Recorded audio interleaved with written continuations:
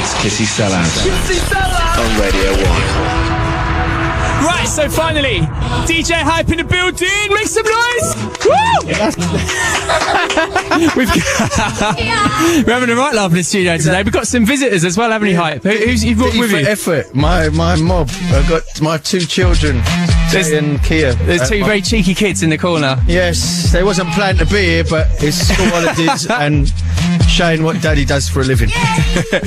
Oh, they're going to put it up now. That's cool, man. So how are you in general, Hype? I'm great. I'm a bit starstruck, I'll be honest. Wait a sec. Well, you're not getting me a Chris Moles t-shirt. That's not rape. Oh, right. I thought you were going to see Chris Moles t-shirt. I bought all this stuff for you to sign. Oh, right, that? Where'd you get that from? Well, see, this is one of the first... for the listeners, I'm holding a copy of United Dance Designer Collection, which is actually my first ever drum and bass CD. When was that made? About 1963? Well, I don't know, I was in the 8th year when this came out. I think I was in the 8th year, so I was pretty young when this came out. I was quite far down in my career, buddy. Yeah. We could go way back when it was all fields. But, I mean, the main reason I wanted to get you on the show is because, basically, you're probably one of my favourite DJs, and also big inspiration. I don't want to kind of kiss your bum too much, but you're a big inspiration for me. But you know what? I've never seen you DJ, and there's one reason for that, which is that I'm a bit scared. I'm a bit scared of going to a drum and bass thing. Nerm and Decode, the other drum and bass DJs here, they keep saying they're going to take me out. Well, you need to come to a Players at Fabric. I host Fabric. This is my 8th year doing it. Room 1. Players last Friday of every month, and we get a nice mixture of like regular drum and bass ravers, tourists, people that are just there because it's Fabric. It's just been voted best club. I've got the #1 drum and bass night, I believe, like regular one in the country. So I had a meeting with Fabric a few weeks ago, and they're like giving me praise, and we're all working well. So I think for you... So will I be alright? Yeah, we'll get you in the DJ box. I'll get a couple of my mates to look after you. Oh, yeah, there you go. That'd be quality, man. So you're going to play some records for us? Yeah, what kind of tip you going to go on? Just basically what I'm playing out. A little quick selection into what I'm doing at the moment. Any scratching? I don't know. You know, I've not even gone on them decks yet, so okay. I'll have a little bash, but until I've actually... bless the decks, as they say. I don't know. Okay, well, out of all the DJs we've had on, I think I trust your judgment. Yeah. So, okay, right. So I think I'll let you to it, and then we'll have a chat after. Is that cool? Yeah, that's great. Right, DJ Hype in the mix. Check it.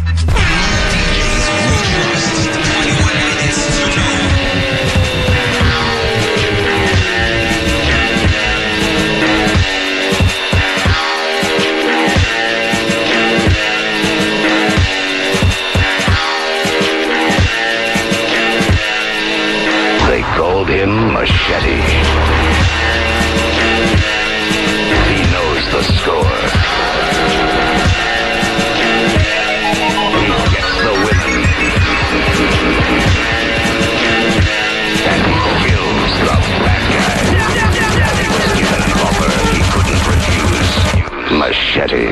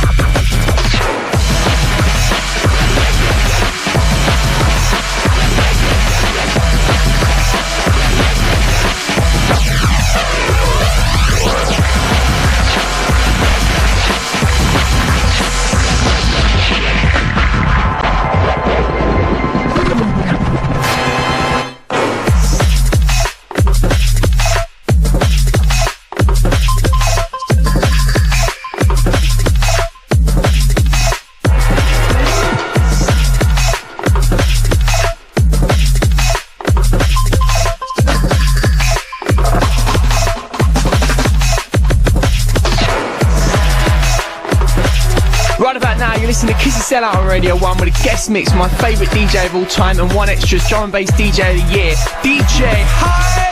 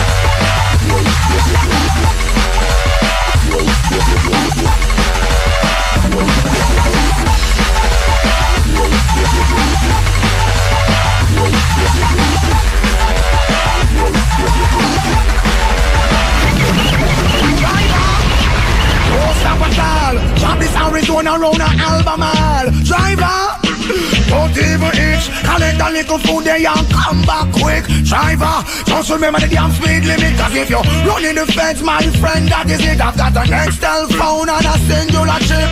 Any problem you can reach me on this. Driver.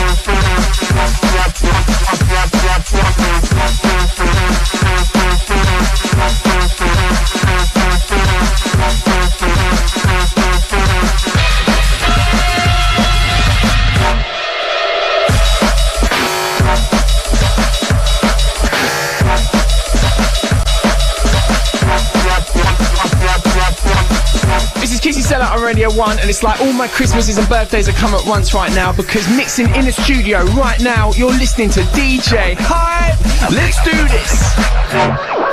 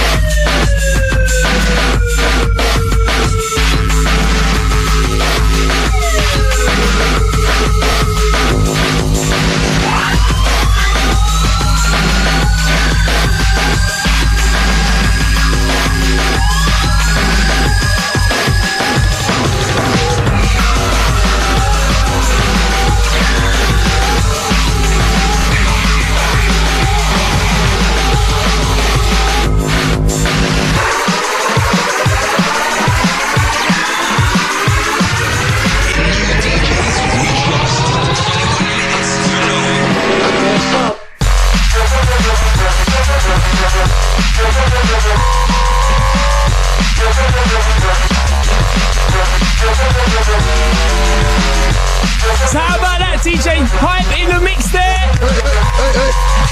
Bit thrown in at the last minute, wasn't it? Oh, I don't know, man. I don't know. I think it'd been a bit harsh there. So I thought seeing the DJ Hype scratch for real right in front of me is pretty special, man. I'm my own worst critic, that's why. What records are you putting out there? Is there anything kind of... Well, I kicked off the mix. I mean, I gave you a quick, because it was such a short mix, I just gave a quick sort of, this is the sort of stuff I play out, party vibe. Kicked off with a track called Machete, which is from one of my artists called Hazard, and it's like the biggest drum and bass tune out there right now. It's coming out in about 4 weeks' time, and we've got the whole scene going bonkers about it. It's part of a 4-tracker. I played another track from that called Killers Don't Die. Both those are coming on a double pack called Machete Bass EP. I gave a little classic Swamp Thing from Sub Focus. He's working on his solo album at the moment, so I have got a couple of tunes, but we run out of time of his to play. A little bootleg of an old ragga tune called Driver, Budgie Banton. Big anthem that's been around since last year. We've sold over 10,000 of it now. Mr. Happy. Wow. What else? I've done that little dubstep-y drum and bass vibe. What was that? I don't even know what it's called. Oh, it's by an artist called Marts Man on Med School. Something to do with hospital, but I got that sent and just loved it because it's fat and different. And ended with, this is one half of G-Dub, one of my artists' Original Sin, and this one won't be coming out till September the earliest this year, and again it should be part of a 4-tracker. Wow, only the exclusives from the Hype there. Can you talk us through it? When you were scratching, you using this kind of green smashed in half vinyl. Can you tell us this? It looks like there's a funny story behind that. Well, yeah, I can't get a replacement for it. And basically, it's a tone because, like I said to you off air, most clubs you play at, the systems are not really catered for scratching and that, so you have to kind of use tools that you're used to and know they're going to work on even the worst systems. That's one of them. I broke that, I think, on my first this record's got like a fag burn in it and everything. It's snapped in half. The label's fallen off. No, but I was telling you off here, I get people coming like, yeah, he does that for a reason. Like, that's broke. I mean, basically, it was once a whole record. It broke in Adelaide, Australia, about 6 years ago, I think. And I ain't been able to replace it. And every week I'm like, no, it can't last much longer. I mean, where did I play? Portsmouth last Thursday. A bit of it broke off, and I threw that at the crowd. Yeah. Someone hit me up on MySpace. That's probably on eBay. Up on my wall. Yeah. There you go.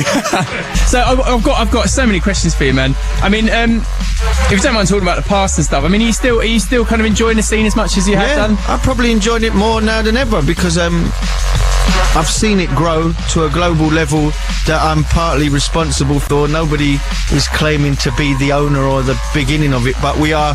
I was there when it was one deck. I'm always going on about it. There's certain artists that are like, oh, don't get him started, he won't shut up. Especially the newer kids, because I do sort of really add self-belief from the age of about 12. I'm 40 this year. And last year for me was probably the best year of my career. Yeah. I DJ'd with like Africa Bambaataa in New York. I did some massive festivals that I'm always doing festivals, but last year was like the globe I noticed responded amazingly wherever we went. Australia, New Zealand, Japan, America, Canada, Europe, Fabric London last Friday of every month. So what have you got on your iPod at the moment? Everything from Red Indian flute music to last year's UK Cup Clash reggae sound stuff to millions of drum and bass tunes. What else have I got on there? The kids had some interesting requests while you were DJing. Oh yeah, no, the girl here loves, she likes anything by Spice, they Spice Girls had their resurgence last year. Spice Girls, and God knows, she's got an iPod. He likes a lot of hip-hop, really. He likes quite a lot. He actually asked me for Louis Armstrong's, Wonderful World, which I was quite... I appreciate it. I let my kids like any music. I have no boundaries when it comes to music. Yeah. So, what festivals I'm just interested, really, what's your favourite city for DJing these days? In what as a club? Just in the world. I haven't got for festivals, Dow Festival in Belgium last year I've done it before, but last year was like, I don't know, I think I felt like I was Robbie Williams at a pub, you know, like, I just stepped on the stage and the place went nuts. LA last year's a party called Nocturnal, and I did it in downtown LA, outdoor, like, I basically did Fabric in London on the Friday night, got on an aeroplane, landed in LA, and had no idea. I didn't know I was going to do this, and sort of turned up outdoor, you know, like, I've got photos of it and that, and like the street, and I just remember playing, the crowd's going nuts. I was thinking, like, 10 hours ago, I was in Walthamstow, and here I am, LA. Japan is a club, Womb. I don't know, Toronto's probably my favourite city. Oh, yeah? Like, a second home whenever I go there. They really, you know, I like the place, I like the people, but, you know, there's a place called Lecce in Milan where they call me the drum and bass Rodigan. Like, it's a very strange, we do like an outdoor thing there, but there is no one favourite. I mean, I have to be biased and say, obviously, Players at Fabric last Friday of every month, my UK bass, and I wouldn't change it for anything. But yeah, check it out this Friday. I'll be in a DJ box. Yeah, but I'm not this Friday. The Friday after. Friday afterwards. Last Friday. But everywhere. I mean, it is really a global thing. Well, that's the thing about, I mean, just, you know, from an outsider's perspective, because I think the drum bass has got to a stage now where people get so well known. Everyone knows the big names. They all know you know, the Andy C. They all know who Skibber D is. You know, all these big names, and it's, you know, it's just people kind of dip in and out of it. You know, which I think you can't really say that about many other genres. No, because I think the criticism of our music is it's hard to market and hard to push it to the so-called pop market. It's always because a major will sign an act and then next year he's changed his complete way of writing music, and that's not what the act was signed for, or what you're projecting as the new in thing. We've all moved on. The good thing about that is it keeps interesting. It doesn't get to the stage where it what's the word? It eats itself alive. Where it becomes so popular that everyone's sick of it. And I do believe it's like, out of all the underground, so-called underground dance music scenes, it's the only one true underground scene that has grown without any hype over the years, and it's still growing. We don't have pop hits, but we don't need pop hits. No, I mean, don't. It's nice to have one now and then, but I think, you know, if tomorrow I was in the top 10 and so was every other act, 2 years later you're all on to something else. And we've grown it slowly outside of the UK for 10, 15 years. I mean, I have fan bases in places where I didn't even know. You know, like, I get recognised sometimes abroad more than I do here. I mean, this Saturday coming, we're going to St. Petersburg, and I don't know if you've ever been there, but St. Petersburg for drum and bass is the biggest in the world. 30 to 40,000 people turn up to one rave to see, you know, in one room. Like, the first time I went there, they were telling me, oh, you're going to love it. And I thought, 10,000 people in a festival, so there'll be like 1,000 in one room, 1,000. I got there, 30,000, and it's just one big stadium. And the production, and I don't know how they do it, but the production is like, would embarrass any promoter here. Going on. But it's too many. There's no favourite club, to be short. Everywhere's great. Right, well, to be honest, it's so fascinating. I could speak to you all day, to be honest. I could waffle all day and all. Ollie knows that, don't you, Ollie? Ollie the producer's smiling.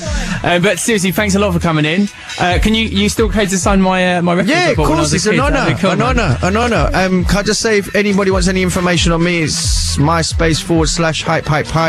I think it's Kevin Hype on the Facebook thing, which I never look at. But and our website is playersonline.co.uk. Go and support it. Thank and you. go and see him live as well. Yeah. I'm even more miserable live than that. I am. No, DJ Hype, thanks very much, man. Thank you, sir. It was an honour. Come true. Thanks, mate. Thank you. Okay.